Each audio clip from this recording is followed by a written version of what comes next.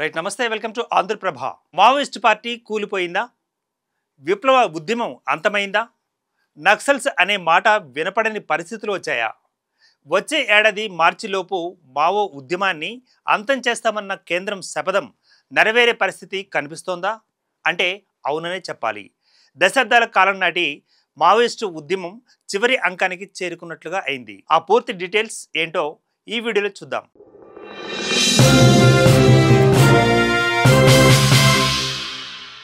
దశాబ్దాల కాలంగా దండకారణ్యంలో అలజడి సృష్టిస్తున్న మావోయిస్టు ఉద్యమం చివరి దశకు చేరుకుంది. విప్లవ ఉద్యమం ఆగిపోయే పరిస్థితులు వచ్చేశాయి.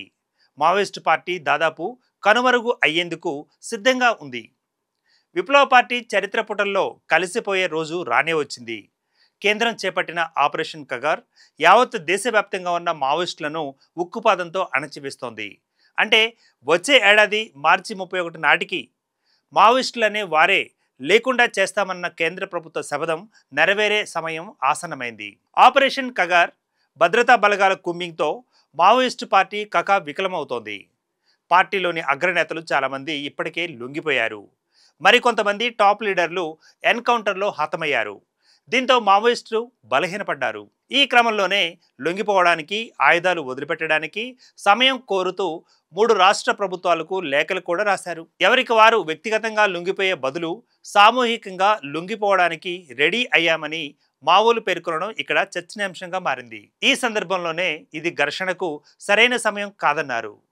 కేంద్రం విజ్ఞప్తి మేరకు సాయుధ విరమణ నిర్ణయం తీసుకున్నట్లుగా ఈ లేఖలు వివరించారు. ఇదే క్రమంలో 2026 జనవరి 1న లొంగిపోతామని, ఈ తేదీలో ఎలాంటి మార్పులు ఉండబోవని మావోయిస్టులు స్పష్టం చేశారు. అంతేకాదు, ఈ ప్రకటన వచ్చినప్పటి నుంచి మావోయిస్టులు పదుల సంఖ్యలో లొంగిపోతున్నారు కూడా. కానీ మావోయిస్టుల లేఖపై కేంద్ర రాష్ట్ర ప్రభుత్వాలు ఇంకా స్పందించడం లేదు. మొత్తంగా ప్రస్తుత పరిస్థితులను చూస్తే మావోయిస్టు పార్టీ కూలిపోయిందనిపిస్తోంది. పార్టీలో మిగిలిన నేతలకు కూడా వేరే ఆప్షన్ లేదు.